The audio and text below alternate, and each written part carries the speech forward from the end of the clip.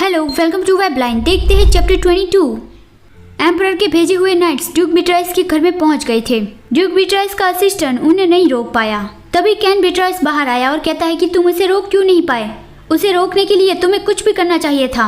और वो सोचने लगा कि क्या आर्च ड्यूक और एम्परर ने मिलकर ये प्लान बनाया है, तो इसीलिए ही आर्च ड्यूक ने मेरे फादर को वहाँ मिलने बुला लिया। क्या शुरुआत से ही उसका ये प्लान था?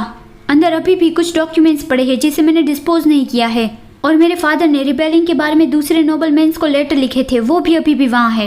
नाइट्स उसके घर की तलाशी लेने ही वाले थे। कैन बीट्राइस उसे रोक रहा था और कह रहा था कि क्या तुम्हें पता है इससे तुम्हें पनिश भी किया जा सकता है।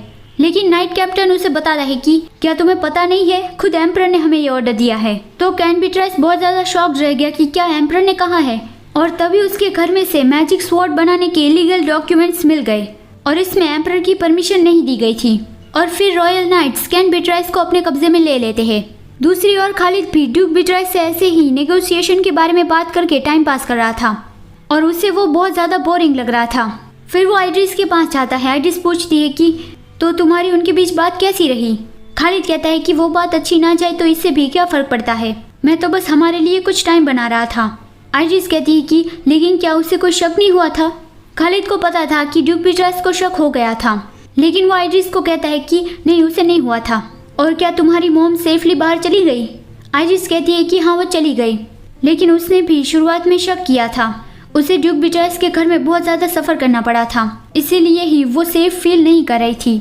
खालिद कहता है कि लेकिन वो अभी विला पहुंच गई होगी।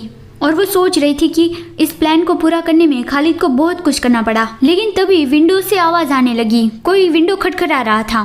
तो आइड्रिस सोचती है कि क्या वो कोई असैसिन है, इतनी ऊपर तक तो कोई इंसान नहीं चढ़ सकता। लेकिन खालिद जाकर खिड़की खोलने लगा तो आइड्रिस उसे आगाह करती है कि खालिद ये डेंजरस हो सकता है। लेकिन वहाँ पे एक बाज आया हुआ था चिट्ठी लेकर। तो आइड्रिस सरप्राइज रह गई कि क्या एक बाज चिट्ठी लेके आया है।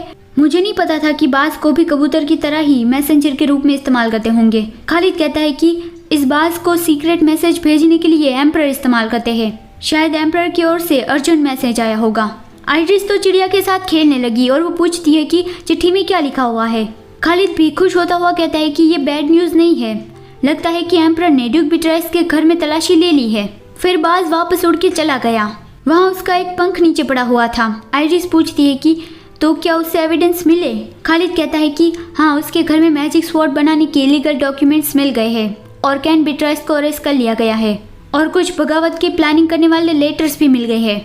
खालिद उस पंख को उठाता है और कहता है कि अब फाइनली ड्यूक बीट्राइस का अंत आ जाएगा। तो आइड्रिस सोचती है कि फाइनली ये अब खत्म हो जाएगा, मेरी हत्या होने से अब मैं बच गई हूँ। लेकिन अब भी मुझे ऐसा क्यों फील हो रहा है, मेरे अंदर मिक्स्ड फीलिंग आ रही है।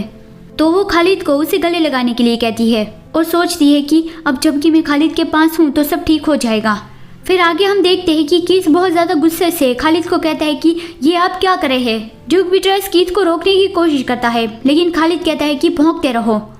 तो कीथ कहता है कि मुझे कुछ भी समझ में नहीं आ रहा है, आपने हमें यहाँ मैजिक स्टोन के राइट्स के बारे में नेगोशिएशन करने के लिए बुलाया है, लेकिन आप हमारा टाइम वेस्ट कर रहे हो। और ऊपर से हानि आइड्रिस की माँ है, लेकिन लीगली वो हमारी सर्वेंट है, उसका मतलब वो हमारी प्रॉपर्टी है। लेकिन पिछली रात से हमारी सर्वेंट उस रूम से वापस नहीं आई है। मैंने तो कभी उम्मीद नहीं की थी कि द ग्रेट आर्च ड्यूक एक नौकर को छुपाएंगे। आपको उसे हमें वापस कर देना चाहिए।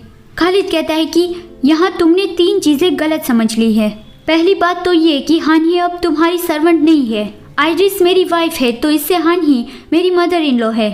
मुझे यकीन नहीं हो रहा है कि तुम इतने बेवकूफ़ हो। आर्च ड्यूक की सास को तुम एक नौकरानी कह के बुला रहे हो। दूसरी बात, मैंने उसे तुमसे चुराया नहीं है, मैंने उसे किसी भी तरह से फोर्स नहीं किया है, उसने अपनी मर्जी से मेरा प्रोटेक्शन चुना है। और तीसरी बात, तुम्हारे पास अब एक भी प्रॉपर्टी नहीं है। तो ड्यूक बीट्राइस कहता है कि आपका मतलब क्या है, ये मजाक अब मुझे इंसल्टिंग लग रहा है, प्लीज़ योर हाइनेस इस मजाक को बंद करिए। खालिद कहता है कि ये मजाक नहीं है, आज से तुम किसी भी चीज़ के मालिक नहीं हो।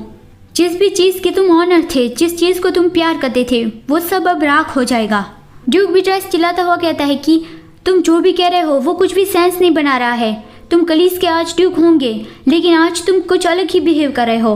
खालिद ज़ोर ज़ोर से हंसने लगा और कहता है कि बिल्कुल भी नहीं, आफ्टर ऑल मैं एम्पायर के एक ट्रेटर से बात कर रहा हूँ। मुझे तो ये कहना चाहिए कि मैं बहुत ज़्यादा पोलाइटली बात कर रहा हूँ। सच कहा ना मैंने आइड्रिस। आइरिस कहती है कि मुझे लगता है कि ये बहुत ज़्यादा पथेटिक है। इवन उसकी रिएक्शन भी बहुत ज़्यादा कावर्डली और पिटीफुल है। अब लगता है कि एक आखिरी ऑप्शन ही बचा है, अपने घुटनों पे बैठ के भीख मांगो या फिर ये कहो कि ये सब झूठ है। मुझे तो यकीन नहीं हो रहा है कि खालिद इतना ज़्यादा दया क्यों दिखा रहा है तुम लोगों पे। कीज कहता है कि हमारे साथ धोखा हुआ है। खालिद कहता है कि तुम्हारे साथ धोखा हुआ है। एम्परर ने अब तक ऑलरेडी तुम्हारे घर की तलाशी ले ली है। क्या तुम्हें ये सच में लगता है कि हमने तुम्हें यहाँ इसलिए बुलाया था कि मैजिक स्टोन माइंस के राइट्स तुम्हें दे सके? सच कहा तुमने। हमने जो तुम्हारे लिए जाल बिछाया था उसमें तुम फंस गए। कितने बेवकूफ़ हो तुम लोग। Thank you so much for watching. अगर आपको ये कहानी अच्छी लग रही है तो वीडियो को ज़रूर लाइक कर देना और चैनल को भी ज़रूर सब्सक्राइब कर देना। चलिए मिलते हैं अगले वीडियो में। Bye bye.